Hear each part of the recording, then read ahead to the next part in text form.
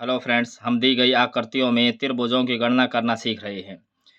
ये 8वां भाग है। इससे पहले मैं 7 भाग डाल चुका हूँ, आप उनको भी जा कर के देख सकते हैं।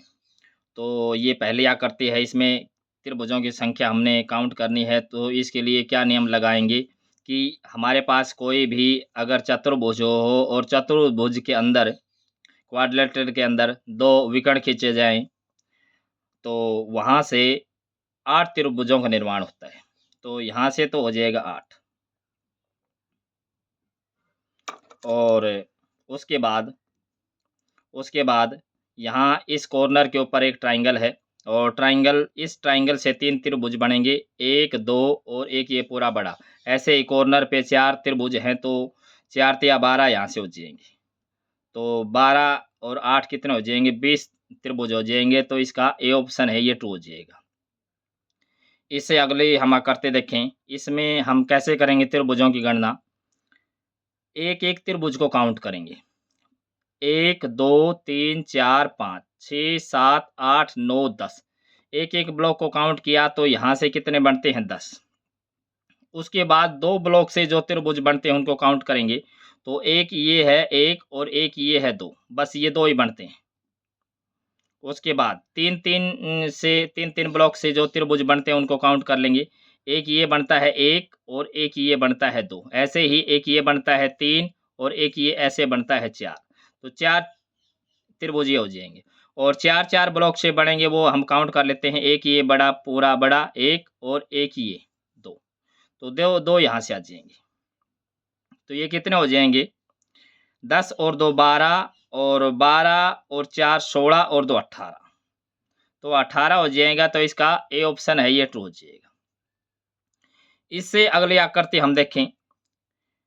इसमें एक उल्टा त्रिभुज ऐसे लिखा गया है और उसके बाद सीधा त्रिभुज, फिर उल्टा त्रिभुज। ऐसे ही ये पैटर्न चलता रहे तो जनरल तरीके से हम कैसे काउंट करेंगे कि ये हमारे पास ये जो त्रिभुज है, इसके अंदर ये लाइन खींची गई है तो 3 त्रिभुज इससे बनेंगे।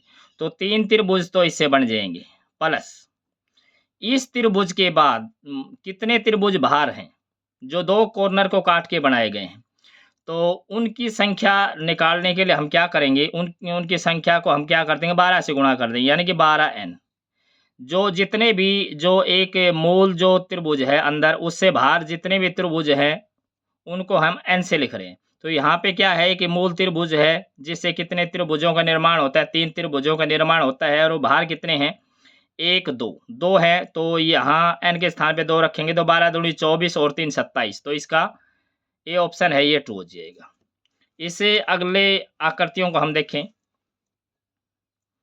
इसमें त्रिभुजों की संख्या की गणना करें तो ये हमारे पास एक छोटा चतुर्भुज है, इसमें 2 डायगोनल खींचे गए हैं तो 8 यहाँ से हो जाएंगे। ऐसे ही ये बड़ा चतुर्भुज है और इसके अंदर 2 डायगोनल खींचे गए हैं तो 8 यहाँ से हो जाएंगे। उसके बाद एक ये चतुर्भुज है, तो इसके अंदर एक डायगोनल खींचा गया है तो 2 यहाँ से हो जाएंगे। ऐसे ही 2 यहाँ से हो जाएंगे तो 4 यहाँ से। ऐसे ही सभी कॉर्नर पे 4 यहाँ से, 4 यहाँ से और 4 यहाँ से। तो ये कितना हो जाएगा? 4 चौके 16 यहाँ से हो जाएंगे।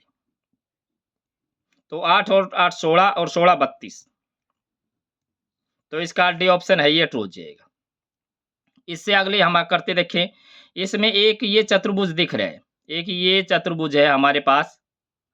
यहाँ से हम देखें, ये चतुर्भुज है, इसके अंदर 2 डायगोनल खींचे गए हैं। एक ये डायगोनल है, एक ये डायगोनल है।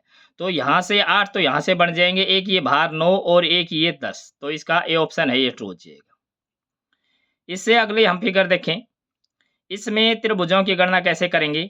जो कॉर्नर जो दिख रहे हों, सबसे पहले उनको काउंट करेंगे। 1, 2, 3, 4, 5, 6। उसके बाद इस त्रिभुज को लेंगे, इससे कितने बनते? पहले तो 6 कॉर्नर से 6 हो गए, प्लस अब इस यहाँ से यहाँ तक 3 बढ़ेंगे और यहाँ से यहाँ तक 3 और यहाँ से यहाँ तक 3। क्योंकि हमने एक नियम बताया है कि एक त्रिभुज के अंदर एक लाइन खींची जाए तो 3 बनते हैं। तो इस त्रिभुज के अंदर एक ये लाइन खींची गई है, तो इस त्रिभुज के अंदर एक ये लाइन खींची गई है और इस त्रिभुज के अंदर एक ये लाइन खींची गई है। तो इससे 9 यहाँ से बन गई, प्लस अब हमारे पास ये चतुर्भुज हमें दिखाई दे रहा है और इसमें 2 विकर्ण दिखाई दे रहे हैं, 2 डायगोनल दिखाई दे रहे हैं। तो 8 यहाँ से हो जाएँगे। तो 8 और 9 17, 17 और 6 23। तो इसका ए ऑप्शन है ये ट्रू हो जाएगा। अगर आपको मेरा ये वीडियो पसंद आया है तो इसको लाइक कर दीजिए और अपने दोस्तों में इसको शेयर कर दीजिए। अगर आप मेरे चैनल पर नए हैं तो मेरे चैनल को सब्सक्राइब कर लें। यहाँ तक मेरा वीडियो देखने के लिए आपका बहुत-बहुत धन्यवाद।